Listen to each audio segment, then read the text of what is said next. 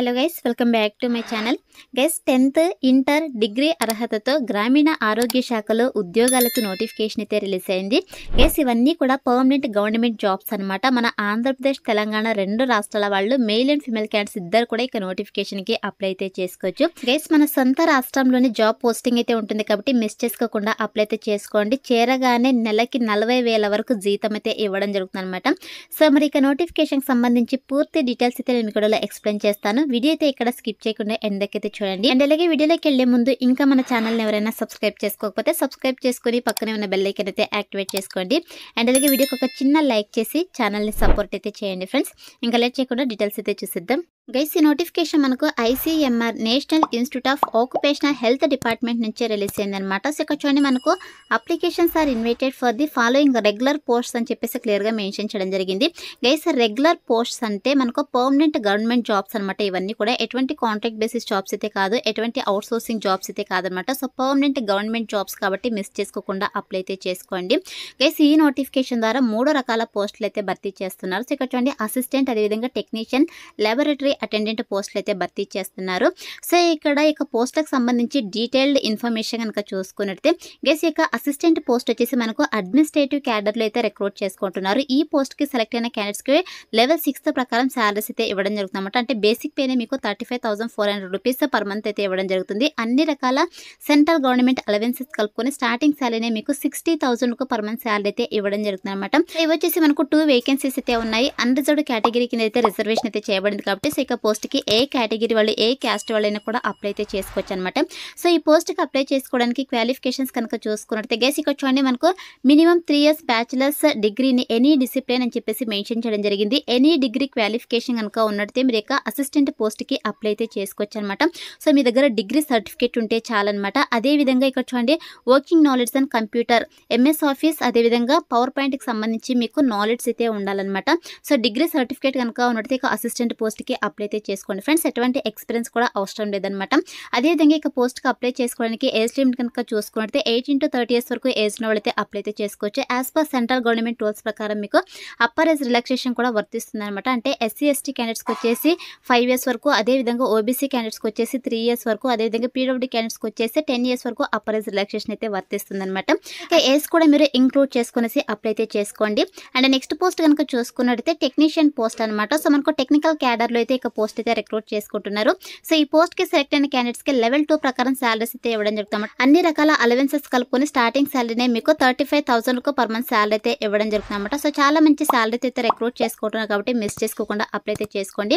Guys, ఇవి వచ్చేసి మనకు టోటల్ గా 19 వేకెన్సీస్ అయితే ఉన్నాయన్నమాట. సో అన్రిజర్వ్డ్ కేటగిరీలో 7, EWS వాళ్ళకి వచ్చేసి 3 వేకెన్సీస్, OBC క్యాండిడేట్స్కి వచ్చేసి 5 వేకెన్సీస్, అదేవిధంగా ST వాళ్ళకి 2, SC వాళ్ళకి 2 వేకెన్సీస్ అయితే ఉన్నాయన్నమాట. సో మనకు బ్యాక్లాగ్ వేకెన్సీస్ కూడా రిక్రూట్ చేసుకుంటున్నారు. సో మనకి ఇలా అన్ని కేటగిరీ వాళ్ళకి రిజర్వేషన్ అయితే చేయబడింది కాబట్టి సో ఇక పోస్ట్ కూడా ఎవరైనా అప్లై అయితే చేసుకోవచ్చు. సో ఈ పోస్ట్ కి అప్లై చేసుకోవడానికి ఎడ్యుకేషనల్ క్వాలిఫికేషన్స్ కనుక చూసుకున్నట్లయితే గైస్, ఇక్కడ చూడండి, మనకు 12th or intermediate pass in science subjects with 55% marks అని చెప్పేసి మెన్షన్ చేయడం జరిగింది.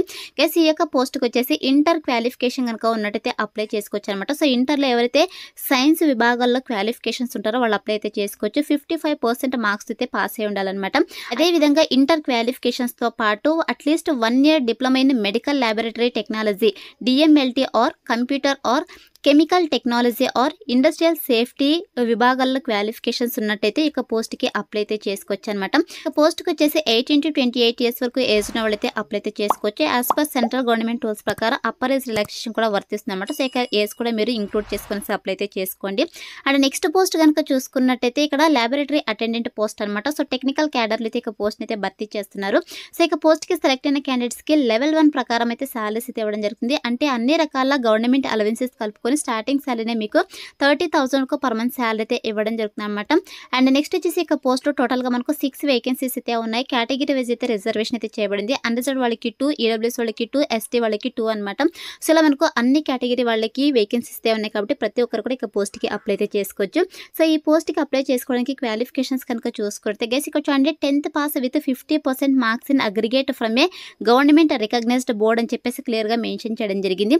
సో ఇక పోస్ట్ కి 10th క్వాలిఫికేషన్ ఉంటే అప్లై అయితే చేసుకోవచ్చు అనమాట. సో 10th మీకు 50% మార్క్స్తో క్వాలిఫై కనుక అయినట్టయితే అంటే పాస్ కనుక అయినట్టయితే మీరు ఇక పోస్ట్కి అప్లై అయితే చేసుకోవచ్చు. దీంతో పాటు 1 year ఎక్స్పీరియన్స్ అయితే అడుగుతున్నారు. సో 10th క్వాలిఫికేషన్ నుండి 1 year వరకు ఎక్స్పీరియన్స్ కనుక ఉంటే ఇక పోస్ట్కి అప్లై అయితే చేసుకోవచ్చు. లేదా ఐటీఐలో మీకు respective field are trade certificate కనుక ఉన్నట్టయితే ఇక పోస్ట్కి అప్లై అయితే చేసుకోవచ్చు అనమాట. అదేవిధంగా ఇక పోస్ట్కి అప్లై చేసుకోవడానికి 18 to 25 years వరకు ఏజ్ ఉన్న వాళ్ళైతే అప్లై అయితే చేసుకోవచ్చు. యాజ్ పర్ గవర్నమెంట్ రూల్స్ ప్రకారం అప్పర్ ఏజ్ రిలాక్సేషన్ కూడా వర్తిస్తుంది కాబట్టి సో ఇక ఏజ్ కూడా ఇంక్లూడ్ చేసుకునేసి అప్లై అయితే చేసుకోండి ఫ్రెండ్స్. అండ్ నెక్స్ట్ వచ్చేసి గైస్ మీరు ఇక నోటిఫికేషన్కి అప్లై చేసుకోవాలంటే సో మీరు అప్లికేషన్ ఫీ అయితే పే చేయాల్సి ఉంటుందన్నమాట. సో ఇక్కడ చూడండి మనకు ఎస్సీ ఎస్టీ అదేవిధంగా PWD candidates ex service man's అదేవిధంగా ఉమెన్ క్యాండిడేట్స్ వచ్చేసి 500 రూపీస్ అప్లికేషన్ ఫీ అయితే పే చేయాల్సి ఉంటుంది. మిగతా కేటగిరీ వాళ్ళు వచ్చేసి 1000 రూపీస్ అప్లికేషన్ ఫీ అయితే పే చేయాల్సి ఉంటుంది అనమాట. సో ఇక అప్లికేషన్ ఫీ వచ్చేసి మీరు ఆన్లైన్లోనే పే చేయాల్సి ఉంటుందని చెప్పేసి మెన్షన్ చేయడం జరిగింది. సో మీరు అప్లై చేసుకోవటప్పుడే ఫస్ట్ అప్లికేషన్ ఫీ అయితే పే చేసేసి తర్వాత మీరు అప్లై అయితే చేసుకోవాల్సి ఉంటుంది.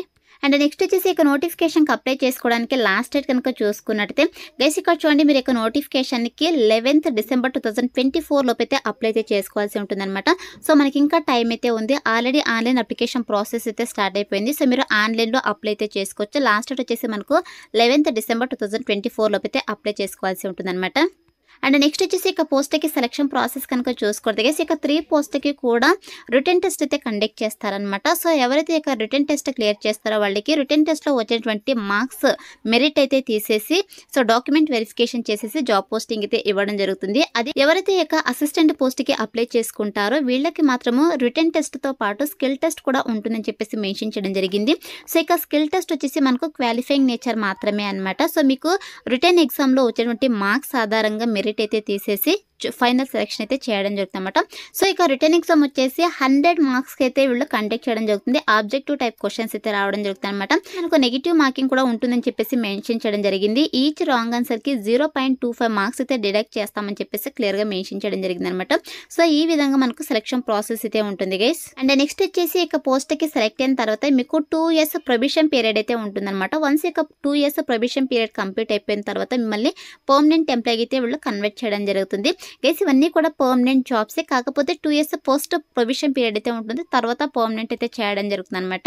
అండ్ నెక్స్ట్ వచ్చేసి ఇక నోటిఫికేషన్కి ఎలా అప్లై చేసుకోవాలో కనుక చూసుకున్నట్టే గైస్ ఇక వచ్చి మీరు ఆన్లైన్లో అప్లై అయితే చేసుకోవాల్సి ఉంటుంది. మనకు హౌ టు అప్లైలో క్లియర్గా మెన్షన్ చేయడం జరిగింది. ఓన్లీ ఆన్లైన్ అప్లికేషన్ ఫామ్స్ మాత్రమే వీళ్ళు యాక్సెప్ట్ అయితే చేయడం జరుగుతుంది. మీరు ఆన్లైన్లో అప్లై అయితే చేసుకోవాల్సి ఉంటుంది.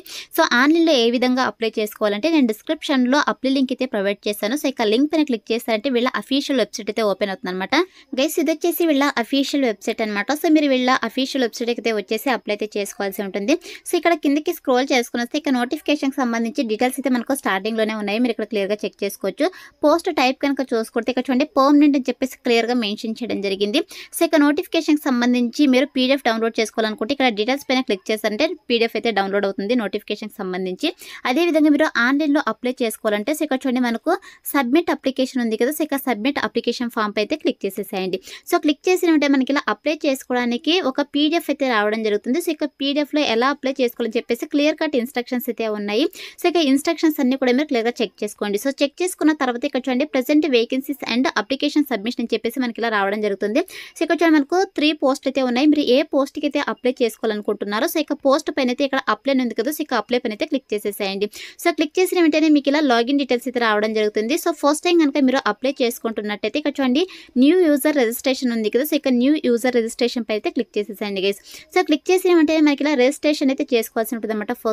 ఫస్ట్ మీకు ఈమెయిల్ ఐడి తర్వాత కన్ఫర్మ్ ఈమెయిల్ ఐడి మీ యొక్క పాస్వర్డ్ అయితే ఇచ్చేసేయండి. తర్వాత మీకు full name mobile number gender అయితే సెలెక్ట్ చేసుకోండి. తర్వాత వచ్చేసి ఇక్కడ కేటగిరీ అంటే మీకు క్యాస్ట్ అయితే సెలెక్ట్ చేసుకోవాల్సి ఉంటుంది. సో డీటెయిల్స్ అన్ని ఇచ్చేసి ఇక్కడ క్లిక్ హియర్ టు రిజిస్టర్ పైన అయితే క్లిక్ చేసేసేయండి గైస్. సో క్లిక్ చేసిన వెంటనే మీకు మీ యొక్క రిజిస్ట్రేషన్ డీటెయిల్స్ అయితే రావడం జరుగుతుంది. సో బ్యాక్ వచ్చేసి మీరు ఈమెయిల్ ఐడి పాస్వర్డ్ ఇచ్చేసి ఇక్కడ సైన్ ఇన్ అయితే అవ్వాల్సి ఉంటుంది అనమాట. సో సైన్ ఇన్ అయిన తర్వాత మీకు అప్లికేషన్ ఫామ్ అయితే రావడం జరుగుతుంది. సో ఇక అప్లికేషన్ ఫామ్ ని మీరు ఫిల్ చేసి సబ్మిట్ చేయాల్సి ఉంటుంది అనమాట. సో ఈ విధంగా మీరు యొక్క అఫీషియల్ వెబ్సైట్ లో ఆన్లైన్ లో అప్లై అయితే చేసుకోవాల్సి ఉంటుంది అనమాట. ఆన్లైన్ లో ఏ విధంగా అప్లై చేసుకోవాలని చెప్పేసి క్లియర్ కట్ ఇన్స్ట్రక్షన్స్ అన్ని కూడా మనకు నోటిఫికేషన్ పీడిఎఫ్ లోనే మెన్షన్ చేయడం జరిగింది. సో నోటిఫికేషన్ పీడిఎఫ్ ని మీరు డౌన్లోడ్ చేసుకునేసి క్లియర్ గా చెక్ చేసుకునేసి మిస్టేక్స్ లేకుండా ఆన్లైన్ లో అప్లై అయితే చేసుకోండి ఫ్రెండ్స్. నోటిఫికేషన్ సంబంధించి ఇంపార్టెంట్ థింగ్స్ అని కూడా డిస్క్రిప్షన్ లో ప్రొవైడ్ చేస్తాను. సో అక్కడ నుంచి మీరు డైరెక్ట్ గా ఆన్లైన్ లో అప్లై అయితే చేసుకోండి. సో ఇది ఫ్రెండ్స్ ఇవాల్టి వీడియో. మరొక మంచి వీడియోతో మళ్ళీ కలుద్దాం. Thank you.